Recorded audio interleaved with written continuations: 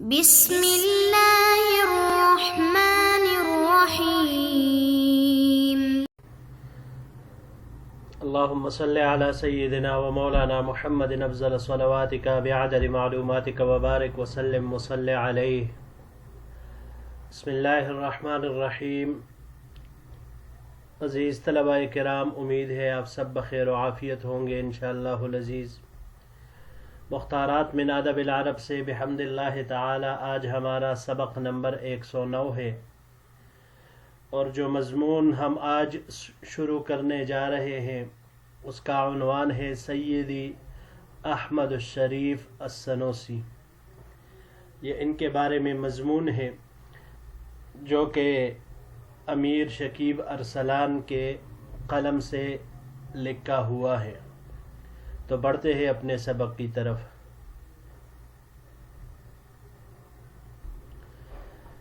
جی پہلے تھوڑا سا جان لیتے ہیں مصنف اور مؤلف کے بارے میں۔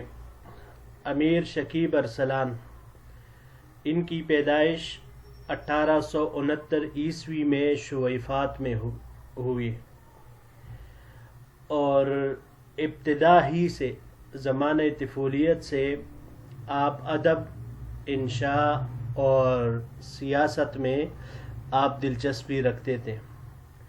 آپ کے اساتذہ میں مشہور اساتذہ جو جمال الدین افغانی اور استاد شیخ محمد عبدہ، جو رسالت محمد صلی اللہ علیہ وسلم کے مصنف تھے، ان سے بھی انہوں نے کسب فیض کیا، ان کی صحبت سے بھی مستفید ہوئے، اور انہی سے امیر شکیب ارسلان نے اسلامی عقیدے اور اس کی محبت آپ کے دل و دماغ میں بالکل ابتدا ہی سے وہ مضبوط اور راسخ ہو گئی تھی۔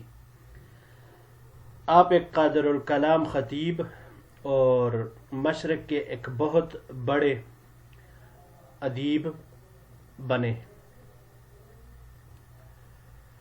یہ بعد میں مجلس مبعوثان ترکی کے نمائندہ بھی منتخب ہوئے، طرابلس جنگ میں بھی ان کی حاضری ہوئی ہے۔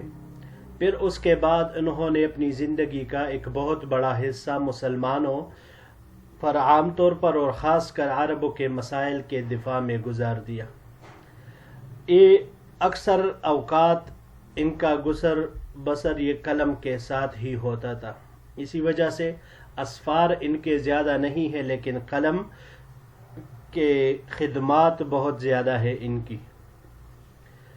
اور ان کو جو امتیاز ملی تھی تو وجہ اس کی یہ تھی کہ اپنے زمانے کے ادباء پر لغت عربی میں جو رسوخ ان کو حاصل تھا، یا عرب ضرب الامثلہ اور اسلوب قدیم پر جو دسترس اللہ نے ان کو عطا کی تھی، تو یہی چیز تھی جو مابہل امتیاز ان کو رکھتی تھی اپنے باقی ہم عصر حضرات پر۔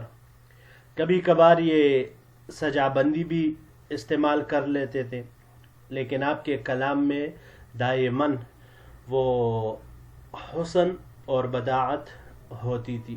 کئی کتابیں انہوں نے تصنیف کی ہے، ہزاروں صفحات کے اوپر۔ ان میں سے سب سے زیادہ جو مشہور ہوئی تو عالم اسلامی پر، موجودہ عالم اسلامی پر جو ان کے حواشی ہے، ان کو سب سے زیادہ یہ شہرت ملی، اور یہ جو ہمارا مضمون ہے سید السنوسی رحمہ اللہ والا، یہ بھی اسی سے ماخوذ ہے۔ ان کا انتقال بیروت میں 1946 عیسوی کو یہ ہوا ہے، یعنی پاکستان آزاد ہونے سے 1 سال پہلے ہی ان کا انتقال ہوا ہے۔ جی تو بڑھتے ہیں اپنے سبق کی طرف۔ عندما قدمت الى الاسطانة في اواخر 1923، 1923 کے اواخر میں جب میں دارالسلطنت آیا، وہی اول مرت دخلتها بعد الحرب، تو یہ لڑائی کے بعد پہلی مرتبہ میں یہاں آیا تھا۔ قررت لاجل الاستجمام من عناء الاشغال وترویح النفس بعد طول النضال، ان اسکن ببلد صغیر تتہیأ لی فیہ العزلۃ وتسہل الریاسہ، میں نے مصروفیات کی تکن سے راحت پانے کے لیے اور ایک طویل اور لمبی مدت کی جنگ وغیرہ کے بعد اپنے آپ کو راحت و آرام پہنچانے کے لیے یہ عزم کیا کہ ایک ایسے چھوٹے شہر میں رہوں جس میں مجھے تنہائی میسر ہو اور ورزش کرنا آسان ہو، وَيَكُونَ دَانِيًا مِّن وطنی سوریہ لِمُلَاحَظَةِ شُغْلِي الخاص، خاص اگلے سلائیڈ میں اس کے ساتھ آ رہا ہے، اور اپنے خاص مشغلے کی نگرانی کے لیے وہ میرے وطن سوریہ کے قریب ہو۔ اگلے سلائیڈ میں پھر اس کے ساتھ یہ جوڑ دیں گے انشاءاللہ جو باقی آ رہا ہے۔ الاستجمام جمع سے ہے، استجمام یہاں یہ باب استفعال سے استعمال ہوا ہے، استجمامن یہ بہلانے کو کہا جاتا ہے، اور اسی طرح اس کا معنی چھوڑ دینے کا بھی آتا ہے۔ اس کو اگر ہم باب ضربہ سے لے لے اور نصرہ سے بھی جمومن تو قریب ہونے کے معنی میں یا کثرت سے جمع ہونے کے معنی میں آتا ہے۔ اس کو جب ہم باب افعال پر لے جائے تو اجمامن یہ بھی جمع ہونے دینا یا قریب ہونے کے معنی میں آتا ہے۔ تجمینن باب تفعیل سے تجمینن گنجان ہونا، گنجان آباد ہونا، اس معنی میں یہ پھر آئے گا۔ اگلا لفظ ہے جی النضال۔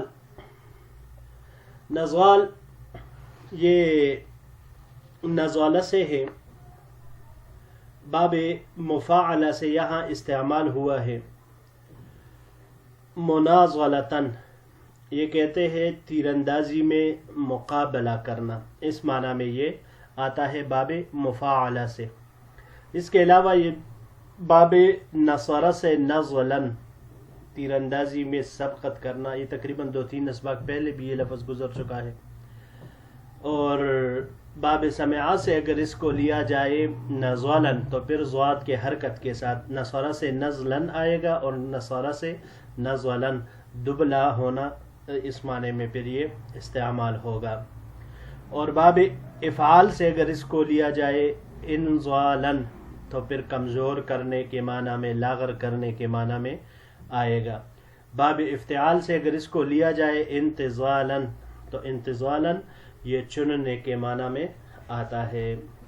جی تو بڑھتے ہیں اگلے سلائیڈ کی طرف۔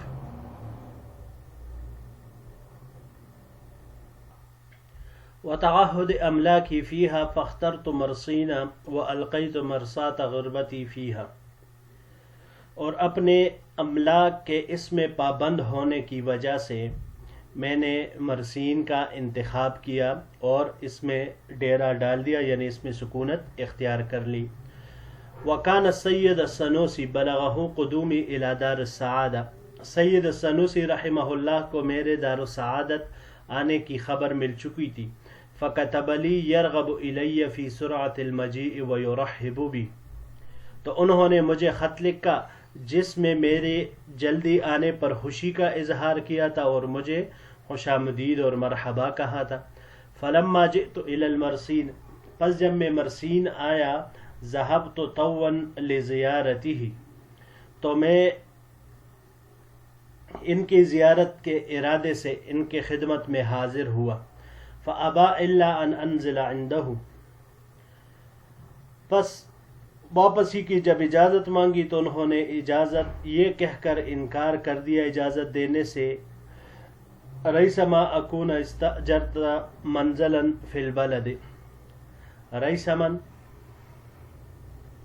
اکون استاجرت منزلا فی البلد، کہ جب تک میں اپنے لیے شہر میں کوئی مکان کرائے پر نہ لوں تو اتنی دیر میں انہی کے پاس رہوں، انہی کے پاس میں سکونت اختیار کروں۔ وقد رأيت في هذا السيد السند بالعيان ما كنت أتخيله عنه بالسماع وحق لي والله أن أنشد، میں نے اس بہادر سید کے بارے میں باتیں سن سن کر جو ایک تصور قائم کر رکھا تھا، اب ان تمام باتوں کا کلی آنکھوں سے مشاہدہ کر رہا تھا، تو مجھ پر یہ لازم ہو گئی کہ میں ان کے شان میں یہ اشعار پڑھوں۔ یہ 2 اشعار انہوں نے پڑھے۔ کانت محادثۃ الرکبان تخبرنا عن جعفر ابن فلاح اطیب الخبری، اونٹوں پر سوار مسافروں کی آپس کی بات چیت نے ہم کو جعفر ابن فلاح کے بارے میں نہایت ہی اچھی خبر دی تھی۔ حتی التقینا فلا واللہ ما سمعت اذنی باحسن مما قد رآ بصری، یہاں تک کہ اللہ کی قسم ہم ان سے ملے تو میرے کانوں نے ان کے بارے میں اس سے زیادہ اچھا نہیں سنا جتنا کہ میری آنکھوں نے دیکھا، یعنی میرے آنکھوں نے جو دیکھا وہ زیادہ اچھا تھا بنسبت اس کے جو میرے کانوں نے سنا تھا۔ یعنی جو لوگ ان کے بارے میں اچھائی بیان کر رہے تھے وہ بہت ہی کم تھی، جو میں نے اپنے آنکھوں سے دیکھی تو وہ بہت ہی زیادہ نظر آئی۔ اچھا جی، مرصاد، یہ پہلا لفظ ہے یہاں پر مرصاد، یہ کشتی یا یہ جو بڑا جہاز ہوتا ہے اس میں ایک لنگر ہوتا ہے، کہ جیسے کہا جاتا ہے کہ بھائی وہ جہاز لنگر انداز ہوا، یعنی اپنا وہ لنگر پھینک کر وہاں پر وہ ٹھہر جاتے ہیں۔ تو یہ یہاں پر اسی طرح مرصادن یہ کنایا ہے اقامت اختیار کرنے سے، کہ بھائی میں نے اپنا ساز و سامان سارا ادھر ہی ڈال دیا، ادھر ہی رکھ دیا، مطلب یہی ہے کہ میں اب یہاں پر سکونت اختیار کروں گا اور ادھر پر ہی میں اپنی رہائش رکھوں گا۔ یہ باب افعال سے ارساتن آتا ہے، مصدر اس کا لنگر انداز ہونا، اس معنی میں یہ آتا ہے۔ اگلا لفظ ہے جی تون۔ تون یہ پختہ عزم، پختہ قصد اور ارادے کو کہا جاتا ہے۔ اس کی جمع اطواءن آتی ہے، اطواءن اس کی جمع آ سکتی ہے۔ جی تو عزیز طلباء کرام، یہی تک ہمارا آج کا سبق تھا۔ انشاءاللہ العزیز اگلے سبق کے ساتھ پھر آپ کی خدمت میں حاضر ہوں گے۔ السلام علیکم ورحمۃ اللہ وبرکاتہ۔